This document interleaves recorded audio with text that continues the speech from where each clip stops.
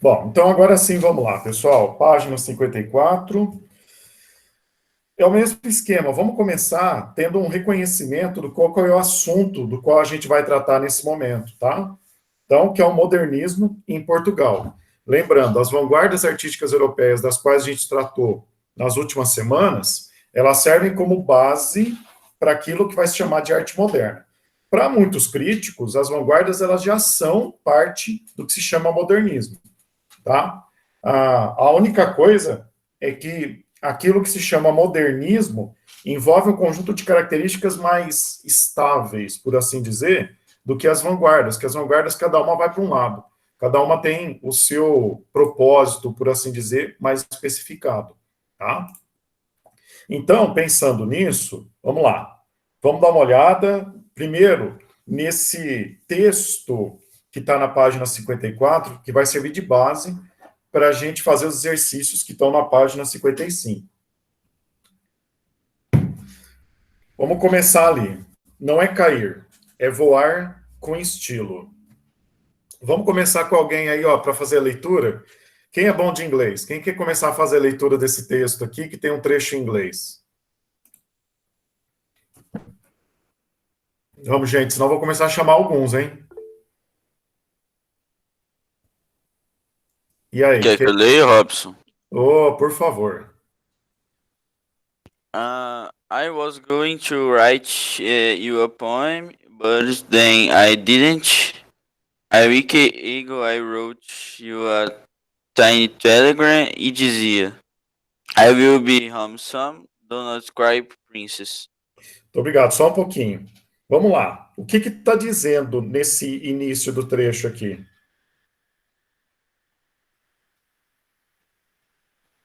Não precisa ser exato, tá? A aula não é de inglês, é só uma ideia. Porque, afinal, ele não vai traduzir especificamente o que ele está falando aqui.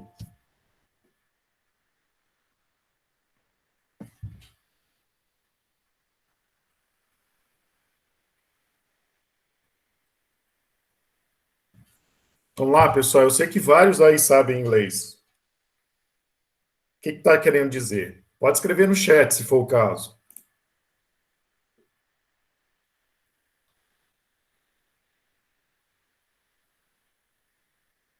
Eu acho que eu ia lhe escrever um poema, mas eu não fiz isso.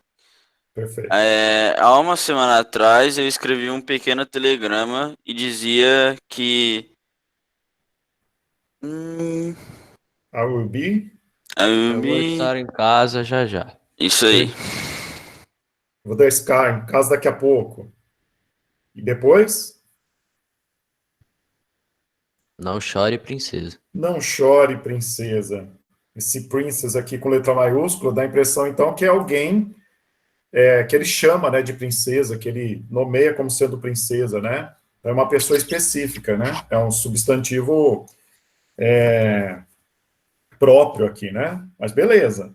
Olha só, já tem, então, uma coisa que é típica, então, muito mais de uma arte moderna. A interlocução entre diferentes línguas, tá? Isso já está aparecendo aqui, coisa que a gente praticamente não vê em outros momentos artísticos, apesar de existirem, tá? No romantismo, isso já havia acontecido bastante e tal. Mas aqui no modernismo, essa interlocução entre diferentes línguas e diferentes linguagens vai acontecer de maneira muito mais forte. Beleza, começou legal. E agora, quem quer continuar a leitura aqui?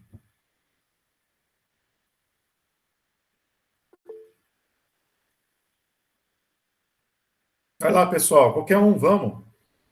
Eu leio, Robson. Então vai, por favor.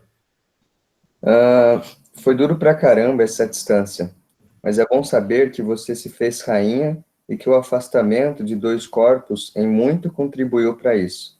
Doeu, mas foi. E os santos padroeiros ajudaram.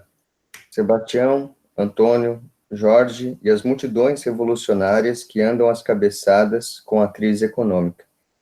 Às vezes penso na fazenda do meu pai. Também escuto as canções do Tim Maia, mas nada resolve muito bem. Alguns monges andam procurando mirra nas extremidades dos grãos da terra, mas já sabemos que isso é um valente estado de ilusão. Ou então é fé, sabe-se lá. Tu deves saber. Tu sabes muito sobre escravação e oração. Poemas, bah, andas aí empenhado em saber por que raios é que escrevo em inglês. Mas nem eu sei. Deve ser só mais fácil mentir em estrangeiro. Disse que isso de poesia era tudo verdade, mas não sei não. Também achei que o amor tinha muito menos mutação que um plátano e agora fica aqui, sentado na minha fazenda, assistindo à transição das estações. Alguém fez disso uma enorme ilusão. E olha que nem sei o que é a morte. My bad or my luck. Os olhos da avó ainda são azuis. Está tudo igual naquela sala. É só puxar os sofás um pouco mais para frente. É da crise, sei lá. Europa não parece querer ter outra palavra. Saudade de tudo aqui que a gente foi um dia. Mas agora só existem os poemas. A mentira dos poemas e a tradução dos poemas feitas por heróis que julgam, sei lá, amar a história que já morreu. Muito obrigado. Ótima leitura, inclusive. Oh, obrigado. Deixa eu fazer uma pergunta para vocês agora, em relação a isso que está dito aqui. Isso aqui é um poema?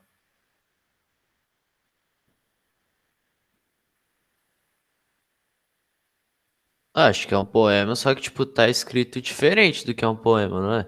Tipo, a organização lá. Então aí volta o mesmo questionamento. Isso, então, é um poema? O que define o poema? Vamos ver se vocês lembram. É uma das nossas primeiras aulas do ano passado. Estrutura em versos? E o que quer dizer? Desculpa. Tudo bem. E o que quer dizer estrutura em versos? O que isso significa? Ah, sei não. Significa que o autor ou autora dispõe as palavras com a liberdade que quiser na folha.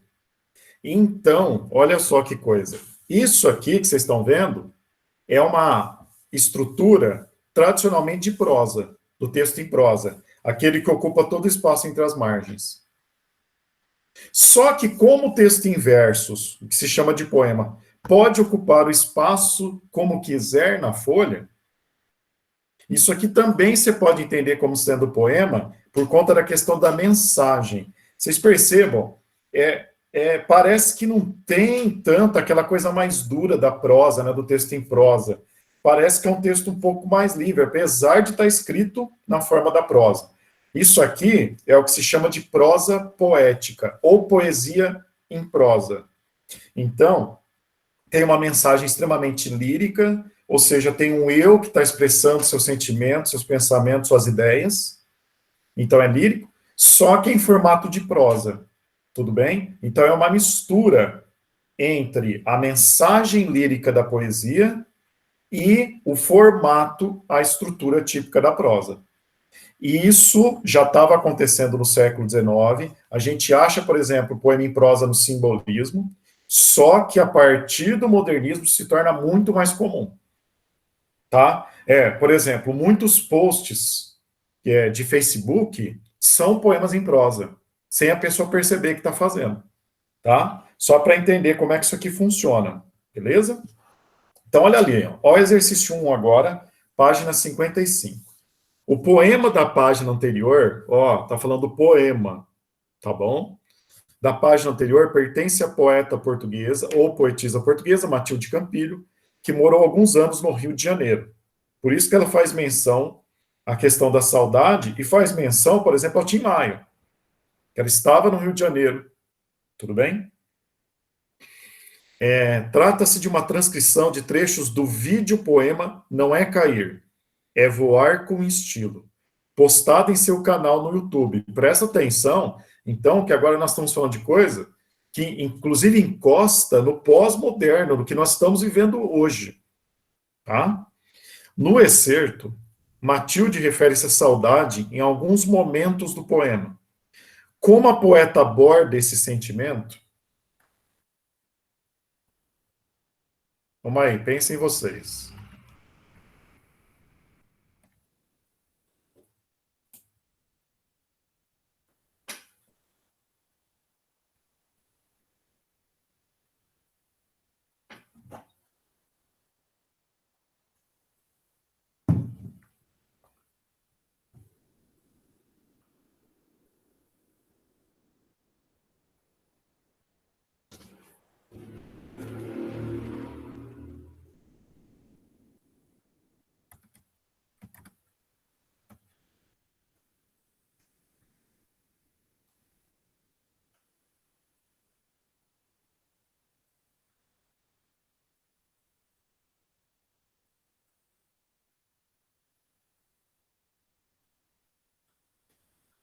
E aí?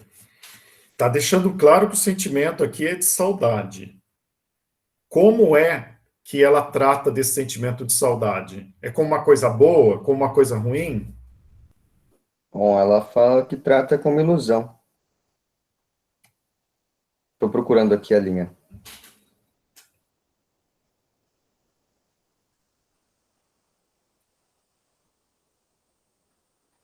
Tem uma parte que fala que alguém fez disso uma enorme ilusão. Mas disso dá saudade? Aparentemente, sim. Ou é da saudade ou é do amor, não sei. Ó, eu sei onde você achou. Ela é ali perto de baixo, dá 1, 2, 3, 4, 5, 6, 7, oitava linha de baixo para cima. Oitava linha de baixo para cima. Tá ali, ó. Tá dito, eu vou ler um pouco antes, só para contextualizar. Deve ser só mais fácil mentir em estrangeiro, né? Quando ela fala porque que ela escreveu em inglês. Disse que isso de poesia era tudo verdade, mas não sei não. Também acho que o amor tinha muito menos mutação que um plátano, e agora fica aqui sentado na minha fazenda, assistindo a transição das estações. Alguém fez disso uma enorme ilusão. Então, ela não está falando da saudade, ela está falando desse sentimento de amor, tá? Ó, olha o início do texto, depois do trecho que está em inglês. Foi duro pra caramba essa distância, mas é bom saber que você se fez rainha e que o afastamento de dois corpos em muito contribuiu para isso. Doeu, mas foi. Então, foi duro pra caramba essa distância. Doeu, mas foi. Aconteceu. Então, como é que ela trata essa questão da saudade?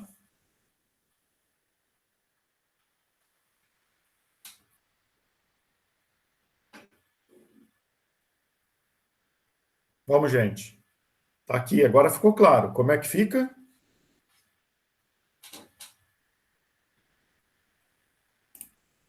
Deixa eu ver se alguns estão acordados, estão participando. Vamos lá. O Henrico Ramos, tá aí? Qual que é a pergunta, Robson?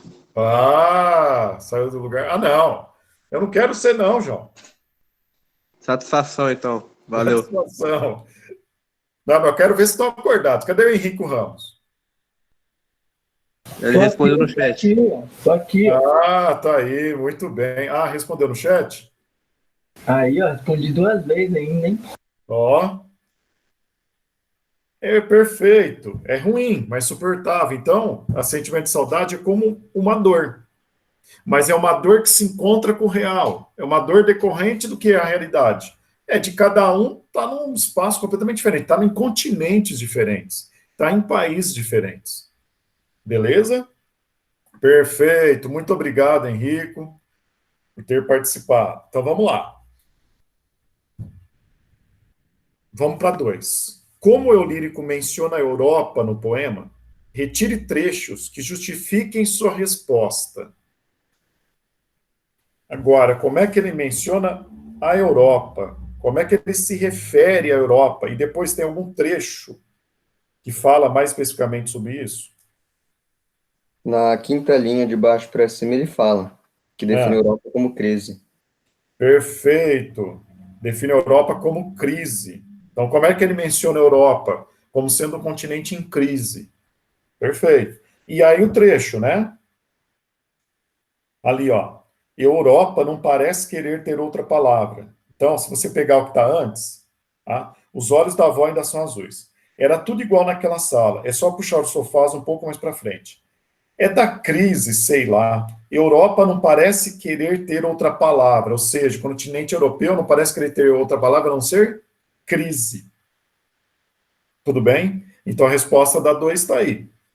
Tá? Define como sendo um continente em crise, e o trecho que comprova isso a gente acabou de citar. Perfeito. Vamos lá, 3. Ao relacionar o sentimento de saudade contido no poema com a maneira como o lírico se refere à sua terra, o que é possível apreender, toma cuidado, hein? Apreender quer dizer retirar, consumir do texto. Não é aprender no sentido de, eu conheci alguma coisa, agora eu tenho um novo conhecimento. Não, que é possível retirar desse texto.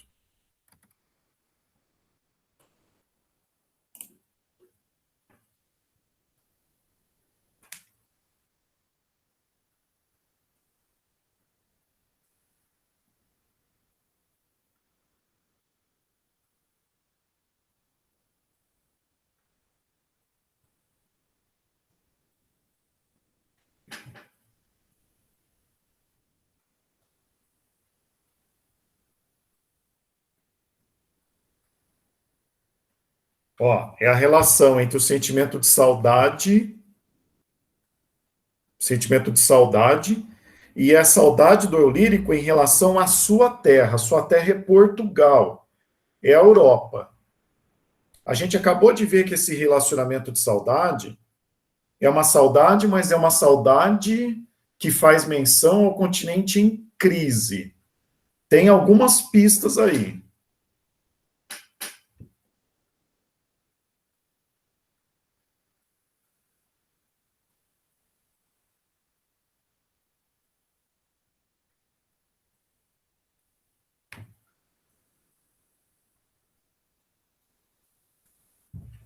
Vocês se lembram da canção do Exílio, do Gonçalves Dias? Vocês se lembram como é que é? Aquela Minha Terra Tem Palmeiras Onde Canta Sabiá. Perfeito. Minha terra tem palmeiras onde canta o sabiá. As aves que aqui gorjeiam não gorjeiam como lá. Nesse poema, o Gonçalves Dias, quando ele faz o poema, ele está em Portugal, estudando lá na Universidade de Coimbra, e ele está falando sobre o Brasil. Pergunta. A posição do Gonçalves Dias. Em Minha terra tem palmeiras onde canta o sabiá. As aves que aqui gorjeiam não gorjeiam como lá. Que posição é essa do Gonçalves Dias em relação ao Brasil, do qual ele está distante? Ele tá com saudade do Brasil. Ele está com saudade. Uma saudade boa ou ruim? Boa. Boa. Então, ele trata o Brasil como sendo um lugar bom. Lugar idealizado, né? Que é típico do romantismo. Perfeito. Pergunta. Aqui, o eu lírico, no caso a Matilda Campilho, ao se referir à sua terra natal, ela trata da mesma maneira?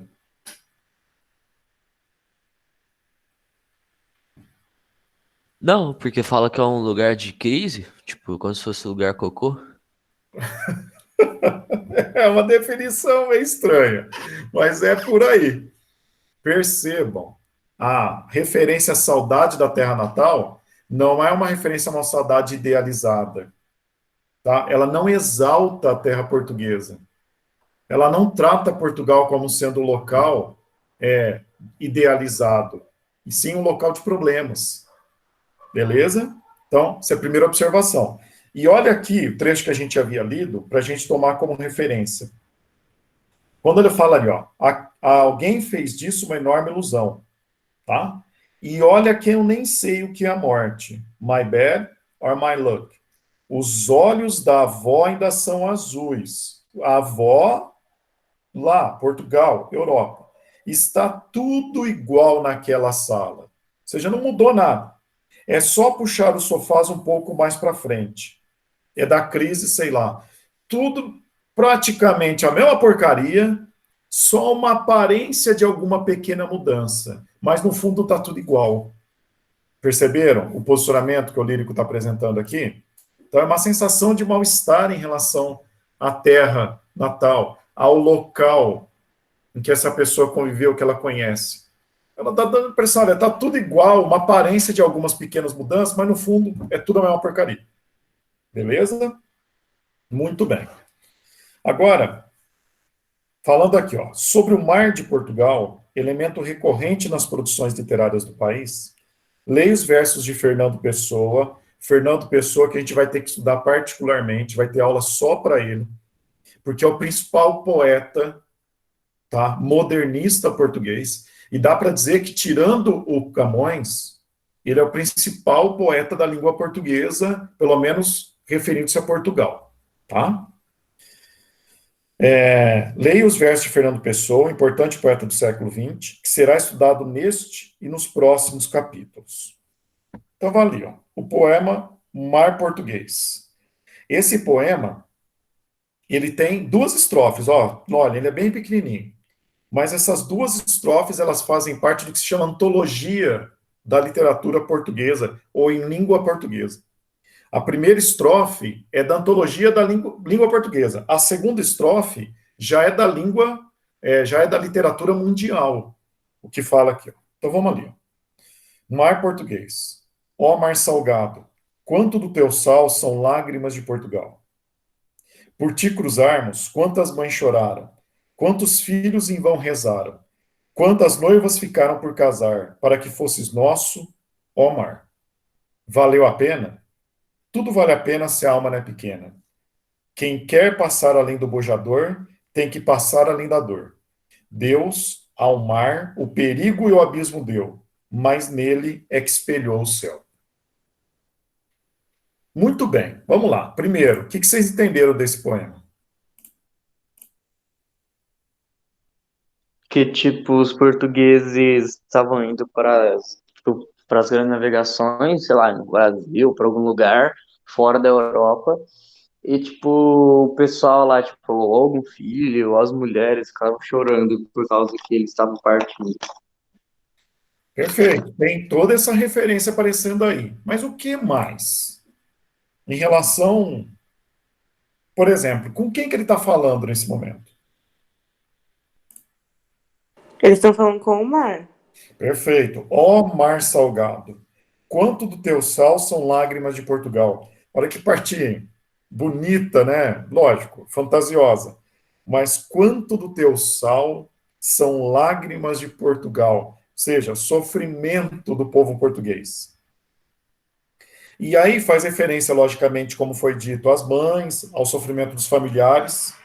Então, mães choraram, filhos em vão rezaram, noivas ficaram por casar para que fosses nosso, ó mar. Ou seja, para que nesse processo de expansão os portugueses conseguissem dominar a lida com o mar, né? Esse mundo.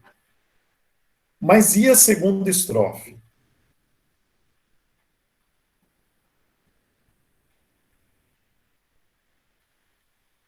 Ele pergunta se valeu a pena expandir o mar, não é? Ah, e aí? Pergunta. E qual que é a resposta? Que valeu a pena. Mas valeu em que sentido? Ele fala que, tipo, tudo vale a pena, dependendo dos olhos de quem enxerga, né?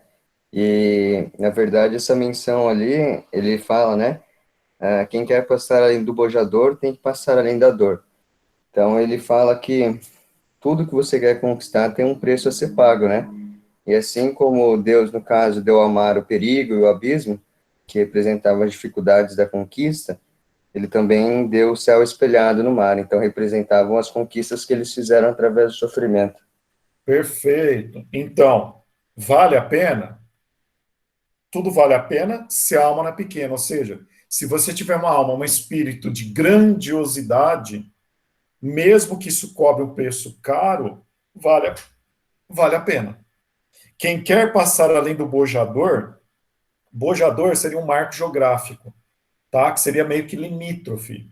Quem quer passar, então, além desse marco geográfico, tem que passar além da dor, tem que superar a dor. Não adianta ficar em sofrimento, tá? Deus, ao mar, o perigo e o abismo deu. O perigo e o abismo deu. Olha que referência forte, né? Pesada.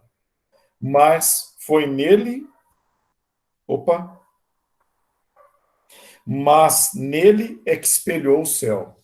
Ou seja, pode se encarar como sendo caos, mas também pode encarar como sendo o céu. Ou seja, não tem praticamente limite. Olha que relato interessante, né? Para uma referência aqui do passado, o mar era como a gente enxerga muitas vezes hoje a referência ao céu, né? Qual é o limite, se a gente pensar do céu, do que a gente chama genericamente de céu? A gente sabe qual é esse limite?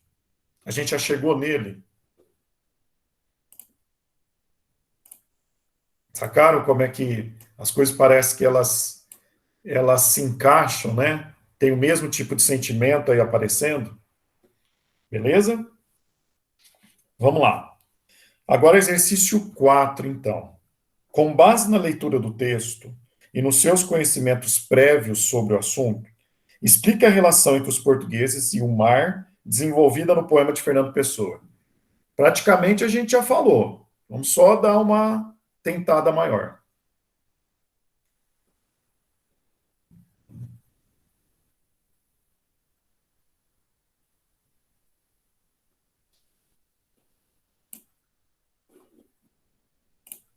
No primeiro, ele relaciona a saudade como sendo algo negativo. No segundo, ele relaciona a dor, né, que também pode ser a saudade, a dor, como sendo algo positivo. Acho que é essa relação. Também pode, né? Mas qual é, ó, olha a pergunta. Explica a relação com base na leitura do texto, desse aqui, mar português. Ele não está pedindo com o outro texto, tá? Então agora é só sobre esse mar português, tá bom? E nos seus conhecimentos prévios sobre o assunto, que nós já tratamos, a questão da expansão marítima portuguesa, é europeia, né? Se a gente parar para pensar nas grandes navegações.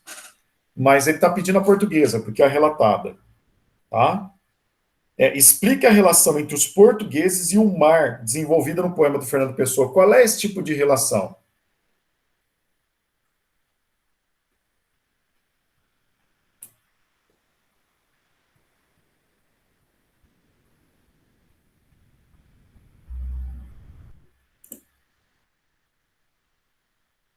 As lágrimas de Portugal e o mar salgado? Tá, mas então, qual é o tipo de relação então que se estabelece entre os portugueses e o mar? Pelo Tipo que está assim, pela histórica, pela história.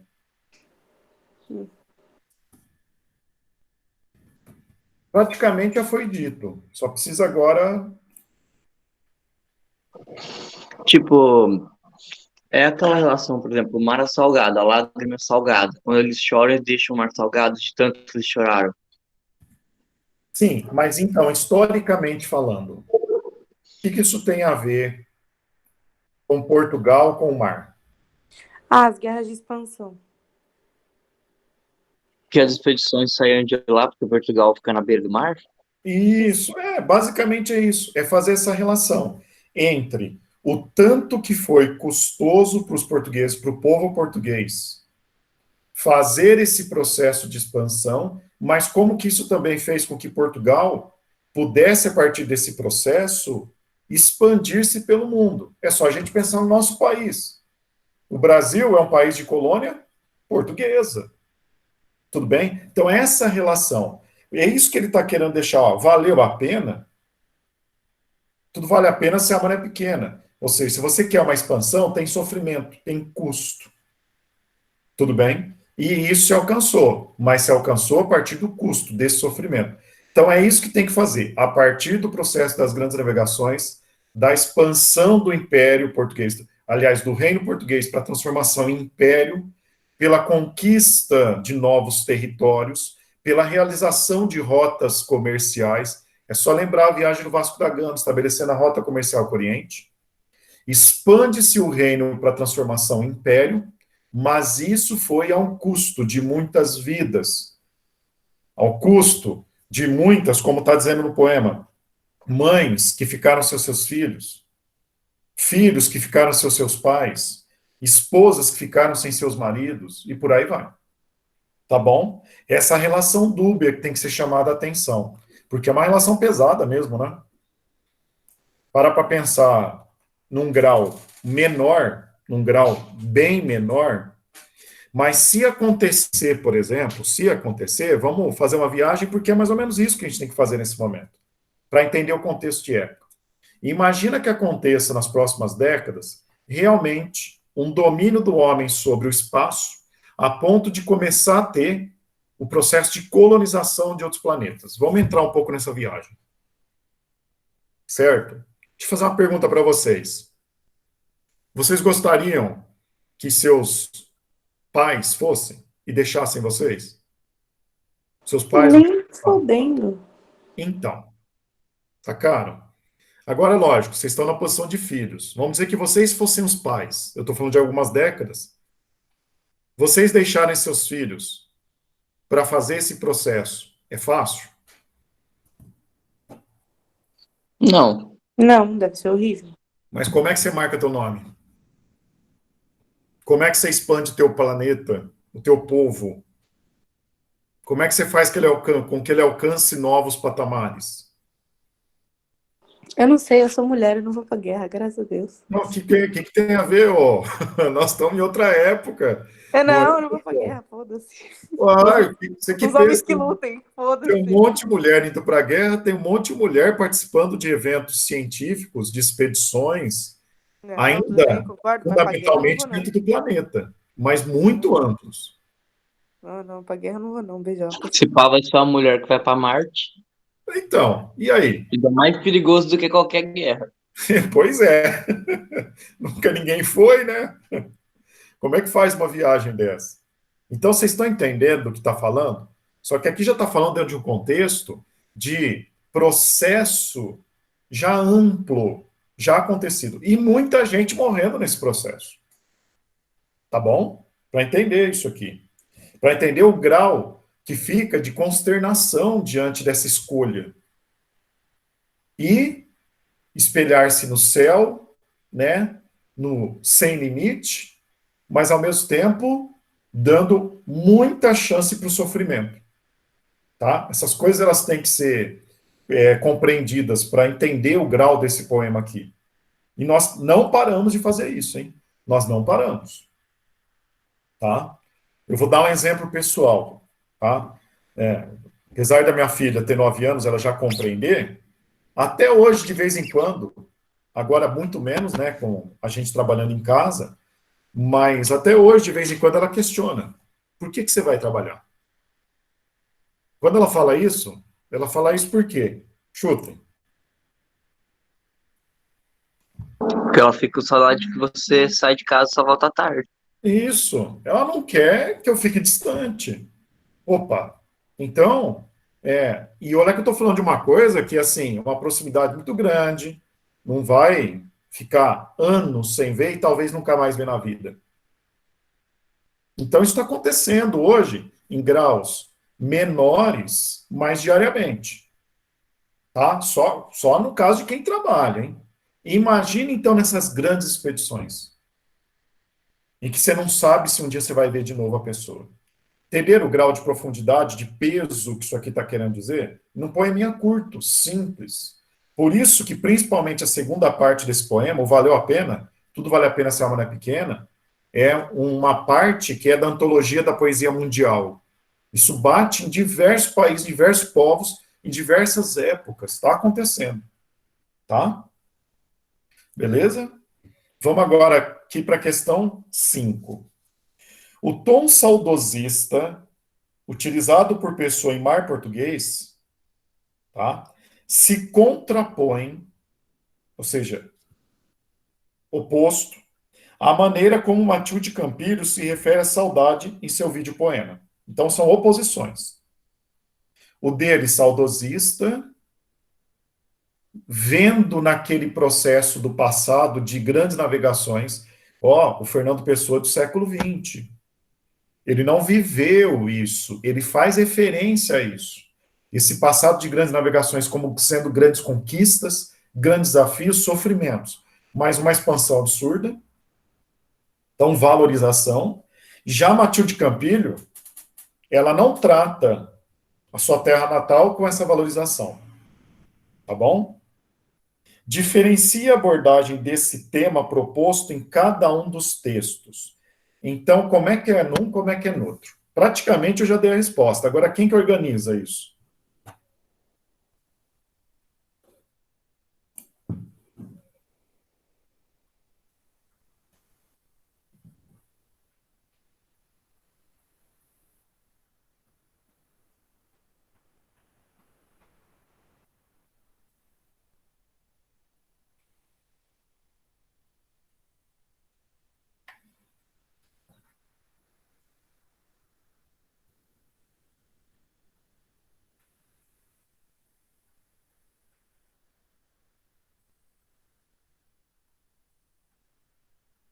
Robson, você tá falando em relação a essa questão 5 aqui, ó, né? Isso, questão 5. Então, eu acho que é tipo assim, a do português aí, do mar, fala que mesmo que passou tal pelo sofrimento, valeu a pena, porque conquistou e tal. Aí a da mulher, tipo, não fala nada disso, porque meio que só fala que o continente lá era um bagulho que meio que causava anseio nela, tipo, era um lugar ruim, entendeu? E por que é ruim? Praticamente já chegou. O que ela olha para o continente europeu, para Portugal, mas ela fala o continente europeu, mas para Portugal, e o que ela vê? O que ela enxerga? Eu não sei. Ela enxerga um ambiente, isso, falou a crise, o Marcelo citou no chat, crise. Mas uma crise por quê? A Europa ainda está nesse processo de, como fala no Fernando Pessoa, fazendo referência das navegações, de mudança, de transformação, de expansão. Ela enxerga o quê?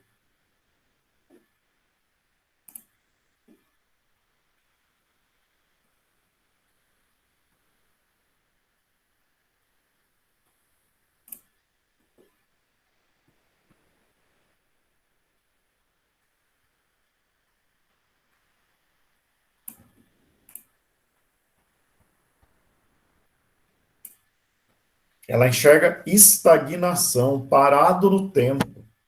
Lembra quando fala aqui, ó, que eu até citei anteriormente? Os olhos da avó ainda são azuis. Está tudo igual naquela sala. É só puxar os sofás um pouco mais para frente. Europa parece não ter outra palavra além de crise, ou seja, parece que não sai do lugar. Tá? Então, olha, a oposição está nisso. Enquanto, na visão do Fernando Pessoa, ele está olhando para um passado português, está enxergando um passado de transformação, de mudança, de expansão. Vamos lembrar, é principalmente ali o século XVI, das grandes navegações, do Renascimento. Então, muita transformação econômica, social, política, filosófica, cultural, artística e por aí vai. Já no texto aqui da Matilde Campilho, olha para a Europa e olha estagnação, parado, não tem transformação. Beleza? Sacaram qualquer ideia que está opondo? Tá? E para a gente finalizar essa primeira parte aqui, olha só. Fernando Pessoa, agora na página 56, tá? Por favor. Fernando Pessoa, em suas obras, faz alusão à memória, aos costumes e à cultura do povo português. Esse aspecto, contudo, não o impediu de se posicionar de modo crítico em relação à vida intelectual e cultural de seu país. Sobretudo quanto ao conservadorismo e ao passadismo, não impediu de se posicionar de modo crítico em relação à vida intelectual e cultural de seu país. Mesmo que a gente tenha visto um poema de exaltação, mas é de um passado lá do século XVI. E ele também tem um tom crítico. Sobretudo quanto ao conservadorismo e ao passadismo. Passadismo quer dizer aquela coisa de ficar muito valorizando o passado. Tá bom. E aí? O que mais tem a oferecer? Tá? Que caracterizam a literatura portuguesa da primeira década do século XX. Leia a seguir um trecho do polêmico manifesto publicado por Almada Negreiros em 1917. É um manifesto, pessoal, que faz parte do início do modernismo português. E vamos lembrar que o movimento modernista no mundo todo foi um movimento de renovação, lembrando as vanguardas europeias, de conflito com a arte anterior, de querer transformar, de querer mudar, de querer avançar, de querer progredir. Tá? Então, esses manifestos modernistas são manifestos muitas vezes pesados, tá? Assim como vários dos manifestos das vanguardas também foram pesados. Foram para bater contra a arte tradicional, a cultura tradicional, tá bom? Então, olha ali, do Almada Negreiros. Eu sou um poeta português que ama sua pátria. Eu tenho 22 anos fortes de saúde e de inteligência. Eu sou aquele que se espanta da própria personalidade e creio-me, portanto, como português, com o direito de exigir uma pátria que me mereça. Isto quer dizer, eu sou português e quero, portanto, que Portugal seja a minha pátria. Eu não tenho culpa nenhuma de ser português, mas sinto a força para não ter, como vós outros, a cobardia de deixar apodrecer a pátria. Vós, ó portugueses da minha geração, nascidos como eu no ventre da sensibilidade europeia do século XX, criai a pátria portuguesa do século XX. Ou seja, já dando um stop aqui, caramba, eu sou jovem, ele está se colocando. E, digamos assim, para a idade dele, começar a fazer um manifesto dessa maneira aqui é bem truculento, né? Para dizer o mínimo. E o que ele está querendo dizer? Mas eu não tenho culpa de ser português, porque eu não quero esse Portugal do jeito que está. Eu quero um Portugal que me mereça. Tá? Notem o tom que ele está querendo propor. E vós, ó portugueses da minha geração, ou seja, os jovens do início do século XX, nascidos como eu no ventre da sensibilidade europeia do século XX, criai a pátria portuguesa do século XX. Vamos fazer um Portugal que nos mereça. Então vamos transformar isso aqui para valer a pena. Tá? Dispensai os velhos que vos aconselham para o vosso bem, e atirai-vos independentes para a sublime brutalidade da vida. Criai a vossa experiência e serei os maiores. Ide buscar na guerra da Europa toda a força da nossa nova pátria. Ele está publicando isso aqui em 1917. A Primeira Guerra Mundial vai de 14 a 18, então está ali, está acontecendo a Primeira Guerra Mundial. É preciso criar o espírito da aventura contra o sentimentalismo literário dos passadistas. É preciso criar as aptidões pró-heroísmo moderno, o heroísmo cotidiano, ou seja, o heroísmo da transformação do dia a dia. Tá?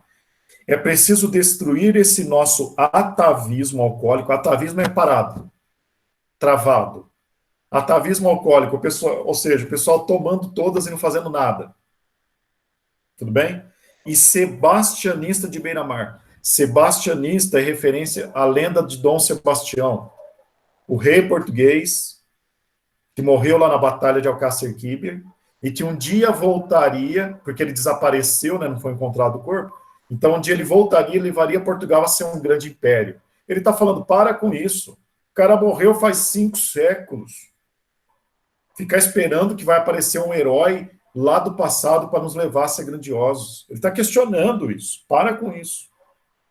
É preciso substituir na admiração e no exemplo os velhos nomes de Camões, então autor dos Lusíadas, o Vitor Hugo, o autor romântico lá dos Miseráveis, Dante, o autor da Divina Comédia. Então são todos importantíssimos, mas do passado, então substituí-los pelos gênios de invenção. Edison, o Thomas Edison, tá?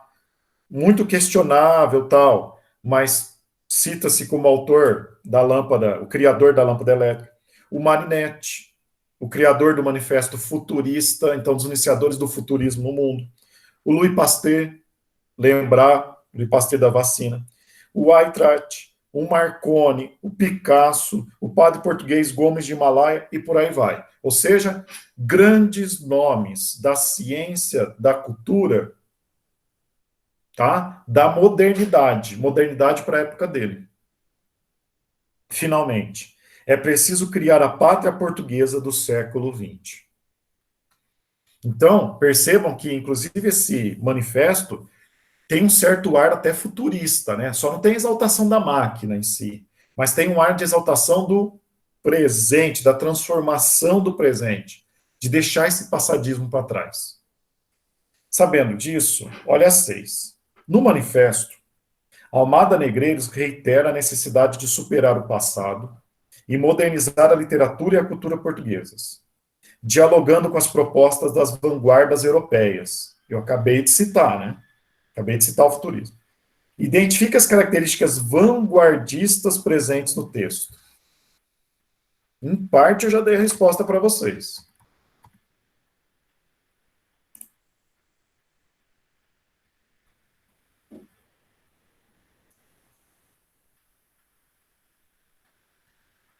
Vocês podem me citar um trecho do texto que tenha claramente uma característica de uma das vanguardas?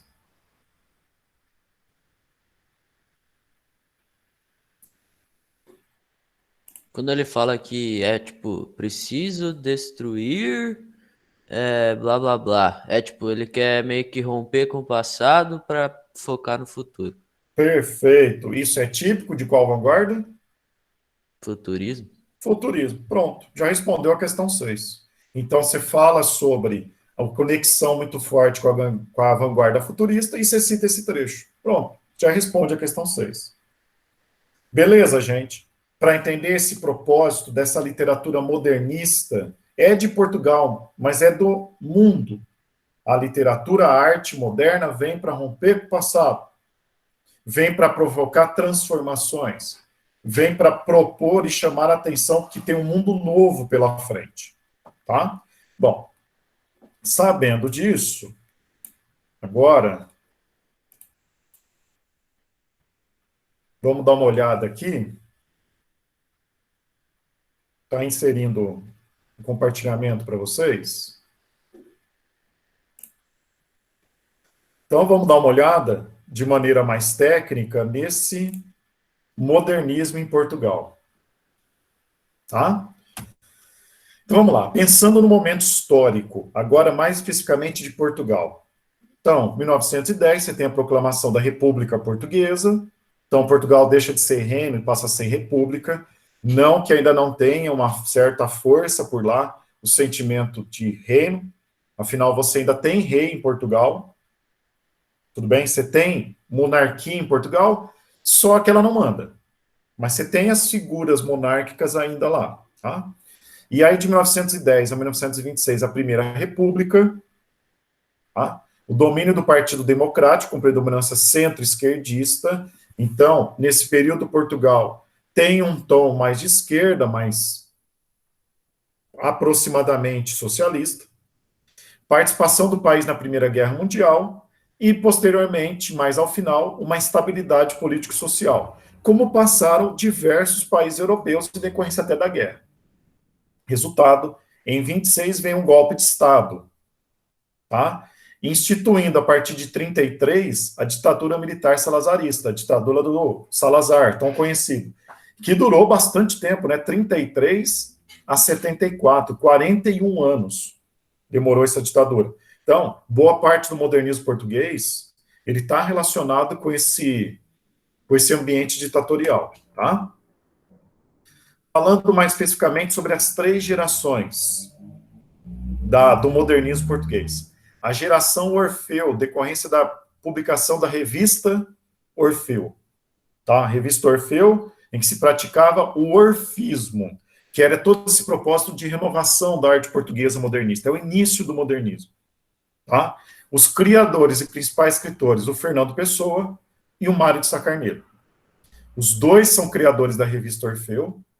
O Fernando Pessoa é disparado o principal poeta do modernismo português, mas também tem o Mário de Sá Carneiro, também tem outros poetas ali, de importância.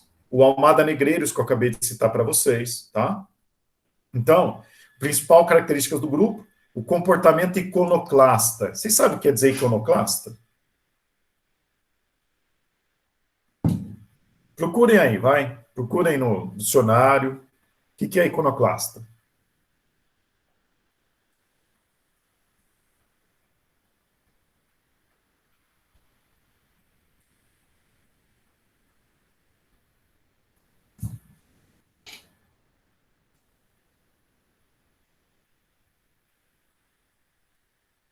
E aí, quem responde? Aquele que destrói imagens religiosas ou se opõe à adoração. Pronto. Aquele que destrói imagem em geral. Pronto. O iconoclasta, pessoal, é aquele que quer destruir as imagens tratadas como sendo verdades absolutas. Tudo bem? Não pense em imagem como apenas uma imagem mesmo, uma escultura. Não. São padrões, valores, ideias, dogmas, tá? Tratados como verdades absolutas. Então, por isso que eu disse, a primeira geração vem para romper, vem para quebrar com a arte tradicional, com tudo aquilo que era visto como verdade na arte, na cultura.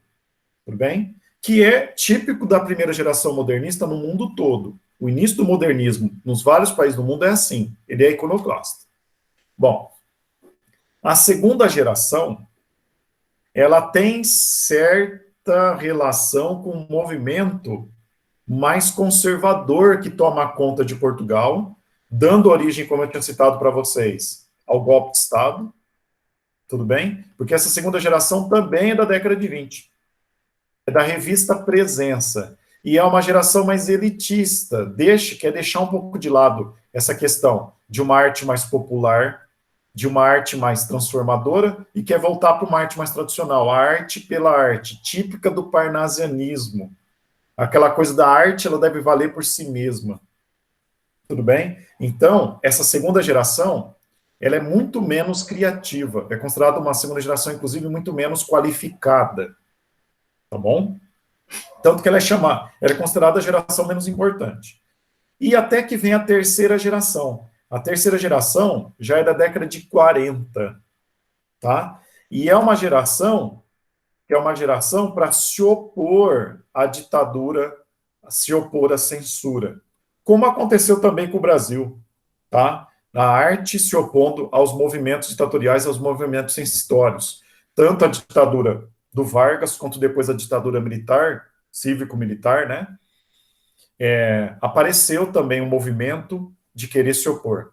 Essa geração, então, ela tem uma literatura engajada. Engajado quer dizer que você defende uma causa. No caso aqui, pessoal, a causa é a causa da crítica social, da denúncia do terrorismo de Estado, esse tipo de coisa, tá? Então, vai aparecer uma miríade de muitos autores compondo essa terceira geração. E ela vai ter influência da segunda geração modernista brasileira. Olha que coisa interessante.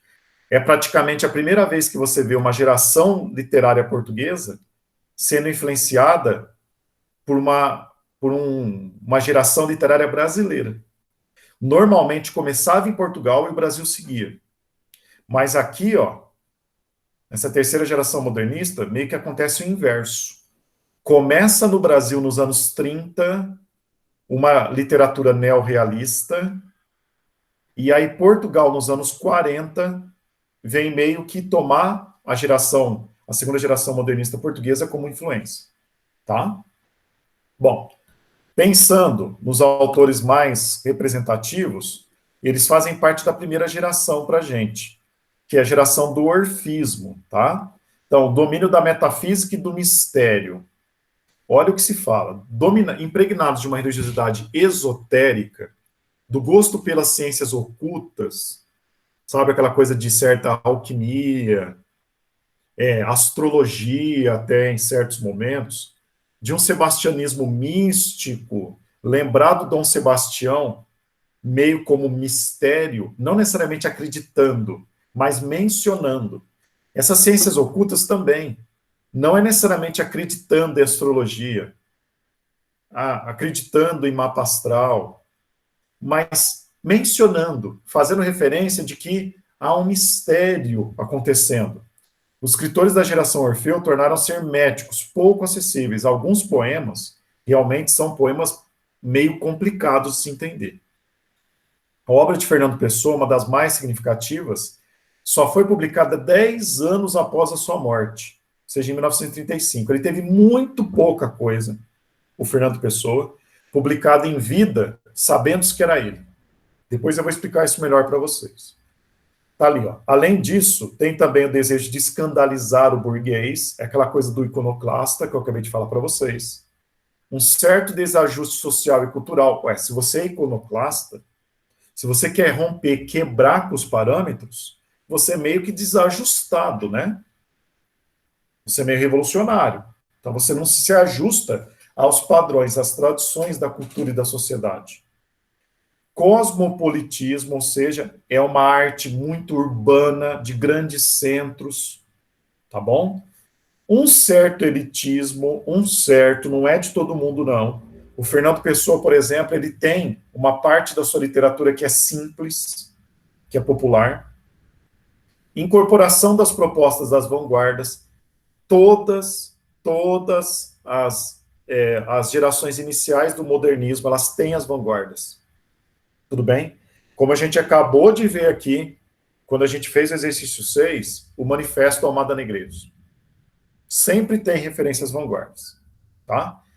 Idolatria do poético, do não prático, do não não burguês, ou seja, uma valorização muito grande da arte, não da arte pela arte, mas da arte como sendo uma forma de reação a esse mundo que está aí.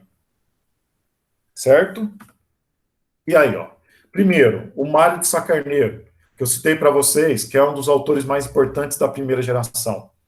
Tá? Ele foi um cara rico, ele bancou a criação da revista Orfeu, tudo bem? Ele ajuda em certos momentos o Fernando Pessoa, ele foi amigo do Fernando Pessoa, tá? E ele teve a sua própria poesia. Vamos dar uma olhada numa poesia dele aqui, ó. O título, Fim.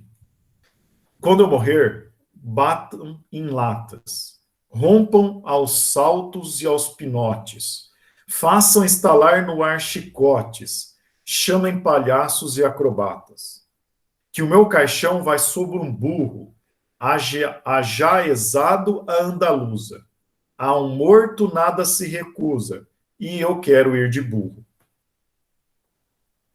Bom, primeiro, do que ele está falando?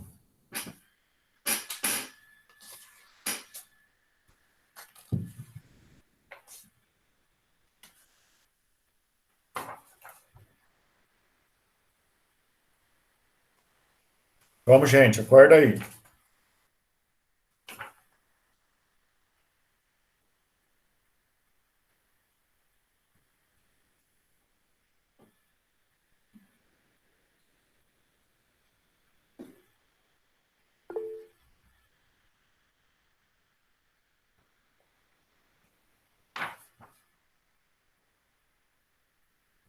E aí, ninguém?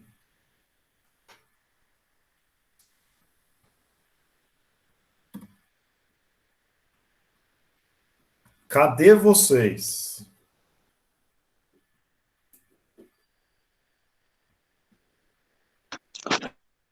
Eu tô aqui. E aí? Eu também tô aqui. Muito bem. Eu tô aqui também. É muito difícil, Robson. Tá muito... Agora sim, estar aqui é diferente de saber a resposta. Ô, Robson, repete a pergunta, por favor. Ó, olha o poema. Esse poema não é difícil, não. Fim. Quando eu morrer, batam em latas, rompam aos saltos e aos pinotes, façam estalar no ar chicotes, chamem palhaços e acrobatas. Que o meu caixão vá sobre o burro, ajaezado a andaluza. A um morto nada se recusa, e eu quero ir de burro. Do que ele está falando? No sentido Da morte. literal, quando ele morrer, ele quer que leve o caixão dele em cima de um burro. Agora, a referência ele quis fazer é isso. Então, mas está falando da própria morte, certo? Ai. Então, a primeira pergunta é essa. Do que ele está falando? Da própria morte. Agora, o que ele fala sobre a própria morte? Quer que seja esquecido? Não, ele quer ser lembrado. Ele quer ser lembrado. Batam em latas, rompam aos saltos e aos pinotes, façam estalar no chicote, chamem palhaço e acrobatas, ou seja, chamem a atenção, não me esqueçam.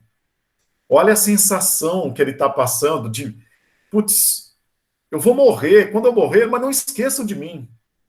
Isso é que é ter uma sensação de mal-estar já. A pessoa está viva e já está pensando no esquecimento, né, decorrente da morte. Notaram? Que o meu caixão vá sobre um burro, ajaezado a andaluza. Ao morto nada se recusa. Eu quero ir de burro. Olha que coisa assim, até pitoresca, né? Tudo bem, pessoal, que a época, ir de burro quer dizer que tinha um cortejo fúnebre para chamar a atenção do morto. Tudo bem? Tipo aqueles cara do caixão. Isso, é mais ou menos cara do caixão. Só que eu acho que ele não está querendo dizer para derrubá-lo aqui, né? Como aparece ali. Mas que seja um tipo de uma manifestação mesmo pela morte, para não ser esquecido. Para chamar a atenção mesmo. Oi? Para chamar a atenção mesmo. Para chamar atenção, para chamar atenção. Então os caras do caixão até batem, né? Tá chamando a atenção do morto. Só que ele não está querendo dizer necessariamente que é felicidade, que é uma celebração que tem até um ar de felicidade. Tudo bem? Vamos lá. Próximo agora, pessoal, falar da Florbela Espanca. A Florbela Espanca ela não se enquadra exatamente em nenhuma das gerações. mas é uma poetisa extremamente forte para o seu período. Tá? Vamos dar uma olhada nesse poema dela. Princesa Desalento. Minha alma é a princesa Desalento, como um poeta lhe chamou um dia. É magoada e pálida e sombria, como soluços trágicos do vento. É frágil como o sonho de um momento, sortuna como preces de agonia. Vive do riso de uma boca fria. Minha alma é a princesa Desalento. Altas horas da noite ela vagueia, e ao luar suavíssimo que anseia, põe-se a falar de tanta coisa morta. O luar ouve minha alma ajoelhado, e vai traçar fantástico e gelado a sombra de uma cruz à tua porta. Vamos lá, do que está falando?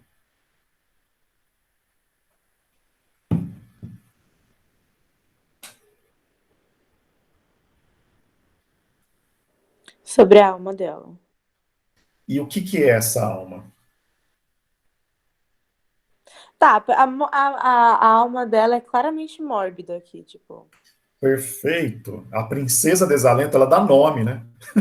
Ela dá nome para a própria alma dela. É a princesa Desalento. E o que é essa princesa Desalento? É magoada, pálida, sombria, como soluços trágicos do vento. É frágil, é soturna, vive do riso de uma boca fria, ou seja, aquela boca parada, fria. Isso é o riso dela. Então, olha que coisa mórbida, de certo mal-estar, de certa dor, de certo medo, né? O que mais? Pega os tercetos agora, as duas últimas estrofes aqui, ó. Opa.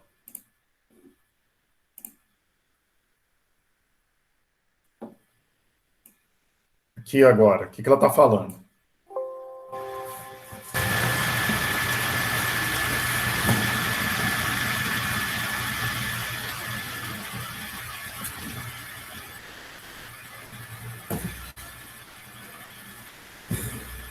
Ela tá morta e a alma dela tá. Não dá. A alma dela tá aqui, tipo. Não dá para afirmar isso. Dá para falar que a alma dela é uma alma que fala sobre morte. É uma alma que parece que está refletindo a morte constantemente. Isso dá. Por que a lua ouve a alma dela? Altas horas da noite ela vagueia, e ao luar suavíssimo que anseia, põe-se a falar de tanta coisa morta. Ela não disse que a lua ouve, ela fala que essa alma fala ao luar. Ou seja, é durante a noite, ao luar, que ela vagueia e põe-se a falar de tanta coisa morta. É para dar mais o tom de que essa alma dela parece que ela se manifesta de maneira muito mais forte na noite, durante o noturno. Aumenta o tom mórbido, o tom sombrio dessa alma. Ela tinha depressão? A Floribela Espanca tinha. Tinha. Ela morre, inclusive, ela, se não estou enganado, ela se suicida. Depois eu posso até pegar e ver direito na biografia dela. Mas ela era depressiva, sim, isso eu tenho certeza. Isso é bem claro, na verdade. Não, ela era. Por isso que eu falei que a poesia dela é bem pesada, é muito forte. Apesar de ela não se encaixar exatamente em nenhum autor, ela é muito forte.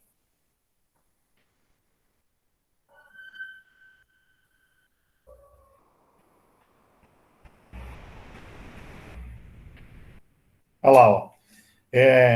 Em 1930, estou lendo no próprio livro de vocês, ela pôs fim à própria vida, ela se mata. 1930, é isso mesmo. Mas vamos lá. Pensando, olha a última estrofe, então, último terceto. Deixa eu apagar aqui. Só esse último terceto. O que ela está dizendo? Tem uma informação aqui dela.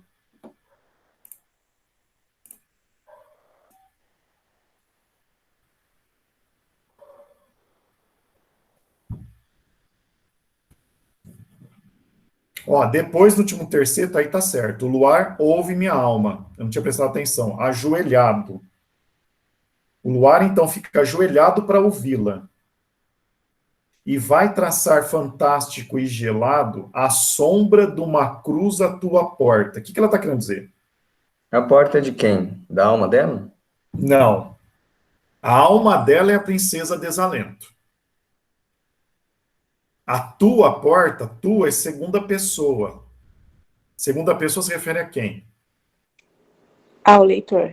Espero que não seja nossa. Perfeito. É a nós, sim. Ela está Ai, falando que conosco. Esse meu humor, esse meu sentimento mórbido, essa minha princesa Desalento, essa minha alma sombria, vai como uma sombra de uma cruz à tua porta, ou seja, na tua alma bater.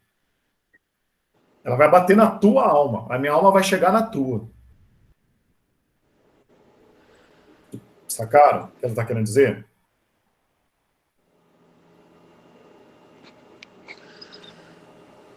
Beleza? Por isso que eu disse que é pesado. E para a gente finalizar, pessoal, como eu disse, o Fernando Pessoa, que é disparado mais importante, a gente vai ter aula à parte só para ele, tá? Agora vamos falar da Almada Negreiros, que a gente viu a importância dele, a gente já leu um manifesto dele, e o Almada Negreiros, ele foi várias coisas. Ó, ele foi poeta, né? Foi. Só que ele foi pintor, foi romancista, foi crítico de arte. Esse cara aqui foi múltiplo. Inclusive, o Almada Negreiros, ele desenha e pinta muitos retratos do próprio Fernando Pessoa. Muitos desenhos do Fernando Pessoa e de personagens criados pelo Fernando Pessoa. Mais para frente eu vou chamar a atenção disso. Tá? Então ele não faz parte apenas do modernismo literário. Ele faz parte também da vanguarda na pintura portuguesa da década de 20. Tá? Então é um cara múltiplo, muito importante. Tá? Ó, o retrato, por exemplo, que ele faz do Fernando Pessoa. Uma pintura, que é uma das pinturas mais icônicas do Fernando Pessoa. Tá? Notem que tem um certo ar cubista na pintura. Vocês estão notando? As formas geométricas muito claras, até do próprio corpo do Fernando Pessoa, um corpo bem esguio, meio pontiagudo de queixo, de nariz, tá? Isso já em 54, então ele não é mais vanguardista nesse momento, mas ele ainda tem as marcas das vanguardas aqui, tá? Beleza, pessoal?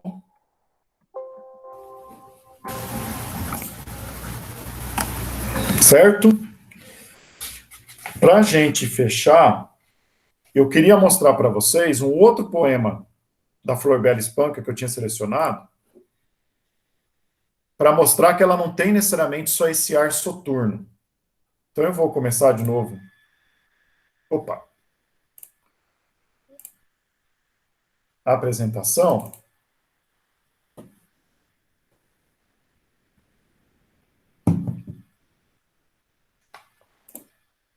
Ó, vocês estão vendo esse poema dela aqui?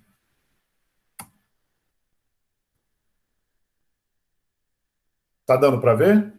Esse poema Mar? Tá dando. É um soneto, ó. Estamos vendo. Você quer ler para a gente, por favor? É um Eu? poema bonito. Isso, é um poema bonito. Por favor. Tá bom, vou ler. Eu quero amar. Amar perdidamente. Amar só por amar. Aqui, além, mas este, aquele, o outro e toda a gente. Amar, amar e não amar ninguém. Calma aí. Recordar, esquecer, indiferente. Prender ou desprender. É mal, é bem. Quem disser que se pode amar alguém durante a vida inteira é porque mente. Há uma primavera em cada... achei. Há uma primavera em cada vida. É preciso cantá-la assim florida. Pois se Deus nos deu voz, foi para cantar. E se um dia hei de ser pó, cinza e nada, que seja a minha noite uma alvorada, que me saiba perder para me encontrar. Muito obrigado, muito obrigado. Olha o título, então, desse poema dela. Amar. Eu quero amar. Amar perdidamente. Amar só por amar. Aqui, além. Mas este, aquele, o outro e toda a gente. Amar, amar. E não amar ninguém. Recordar, esquecer, indiferente. Prender ou desprender é mal, é bem. Quem disser que se pode amar alguém durante a vida inteira é porque mente. Há uma primavera em cada vida. É preciso cantá-la assim florida, pois se Deus não deu voz, foi para cantar. E se um dia hei de ser pó cinza e nada, que seja a minha noite uma alvorada, que me saiba perder para me encontrar. Notaram que bonito a referência dela? Apesar, e olha o que ela fala do amar. Eu quero amar, amar perdidamente. Aqui, além, este, aquele, outro e toda a gente. Amar, amar, não amar ninguém. Ou seja, que tipo de amor que ela está fazendo referência aqui?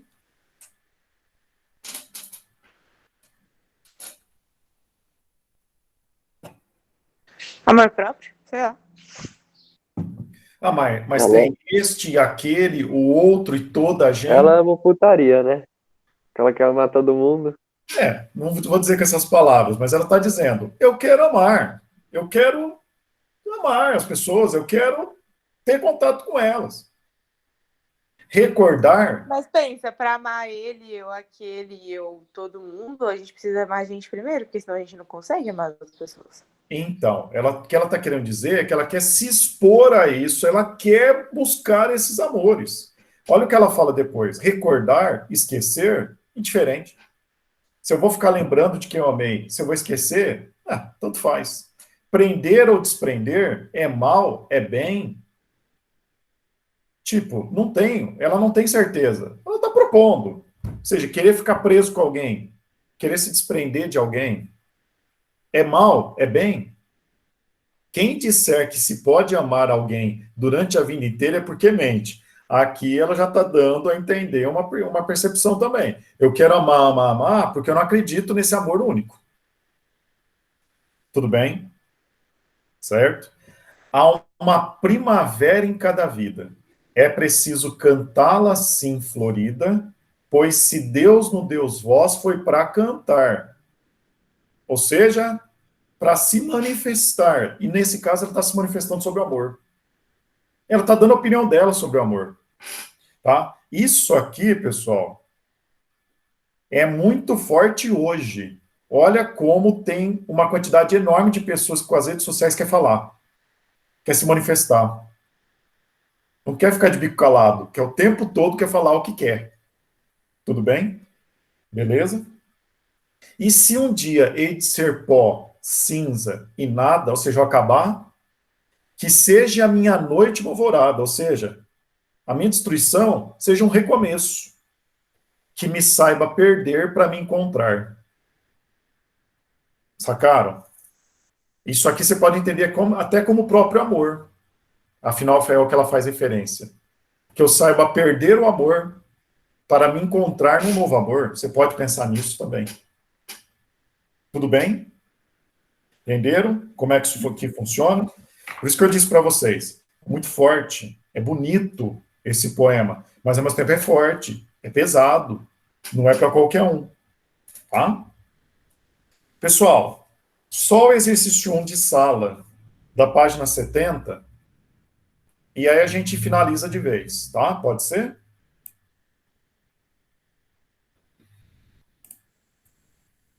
Deixa eu pegar aqui.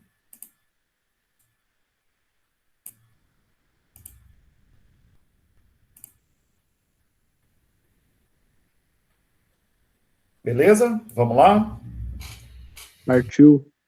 Então, o exercício 1, só ele. Alguém quer ler esse texto para a questão 1? Cansado. De sala?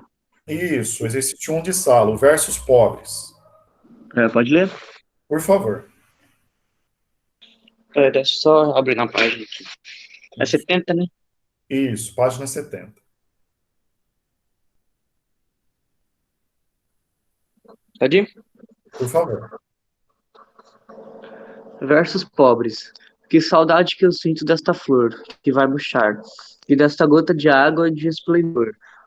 Um pequenino mundo que é só mar, e dessa imagem que por mim passou misteriosamente, e desta folha pálida e tremente, que tombou, da voz do vento que me deixa mudo, e deixa meu espanto de criança. Que saudade de tudo que eu sinto, porque tudo é feito de lembrança. Muito obrigado, muito obrigado. Então, que saudades eu sinto desta flor que vai murchar. Você sente saudades de uma flor, mas ela não murchou ainda, mas que vai murchar. Então, já estou sentindo saudades. E desta gota de água de esplendor, um pequenino mundo que é só mar. Ou seja, que se perde tudo nesse mar, né? Aquela coisa da imensidão do mar que tudo está se perdendo.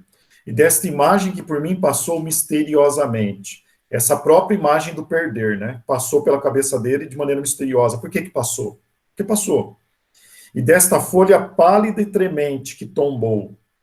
No caso, é a folha em que ele está escrevendo esses versos, os versos pobres. Da voz do vento que me deixa mudo, e deste meu espanto de criança. Tá? Então, ele está fazendo referência, inclusive, lembrando o passado dele, o espanto de criança. Que saudades de tudo eu sinto, porque tudo é feito de lembrança. Se a gente parar para pensar, né? Tudo que a gente guarda na nossa mente é feito de lembrança, né? Não é assim que funciona? Vou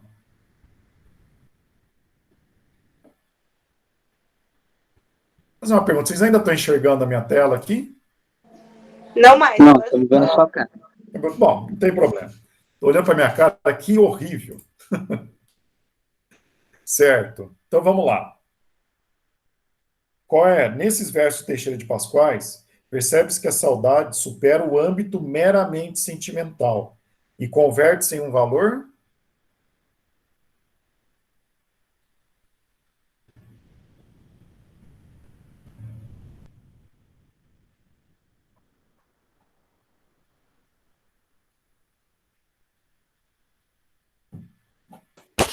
Não é, Robson? Perfeito. Existencial, pois define a relação do eu lírico com o mundo. Ou seja, ele entende a existência dele por meio da saudade que ele tem do mundo, dos elementos do mundo. Então, por isso que é existencial que está falando aqui, tá? Notem, não tem nada de concreto no social, não é da relação dele com outra pessoa, então também não é interpessoal, não é moral, ele não está ditando normas do que seria certo e errado, e não é psicológico, né? Não é de refletir sobre a sua própria psique, mas sim sobre a sua existência, o seu ser no mundo. Beleza, gente? Tá? Bom ter encontrado vocês de novo, tá? Façam, então, os exercícios sobressalentes aqui que eu indiquei para vocês, relacionados a essa aula, e a semana que vem a gente vai falar do Fernando Pessoa, tá bom? Vamos lá, antes de vocês saírem, acionem o microfone e deem um tchau aí, vai? Falou, Robson. Boa semana. Tchau, Rob, gente. Falou, Robson. Para vocês. Maravilhoso. Falou, Rob. Tchau, Boa semana. Até semana que vem. É. Falou, Tchau, Rob. Robson, Falou. lindo. Tchau, gente. Ô, Robson, Oi. você viu que metade dos seus alunos agora tá tudo careca? Putz, ainda bem que eu não vi. Bom, fala para eles, já que estão saindo, fala então para mandarem, postarem a foto aqui, ó, nas pessoas, né? Posta a foto deles carecas, então. Eu vou. Peraí. Eu vou Fala pegar a pra foto mandarem a aqui. foto do perfil deles. Ô, Rocha, perguntar para você. Oi? Deixa eu perguntar um negócio para você. As questões que são de assinalar de alternativa, eu posso colocar só a letra? Pode, claro. Só a letra, então. Tipo, Pode. você é o cara, velho. Pode sim. Demais. Ô, Robson, eu vou Oi. tentar compartilhar a tela aqui pra mostrar o. Só para de gravar aí, porque senão depois ele vai me xingar. Se ele depois ver a gravação. Espera aí, então.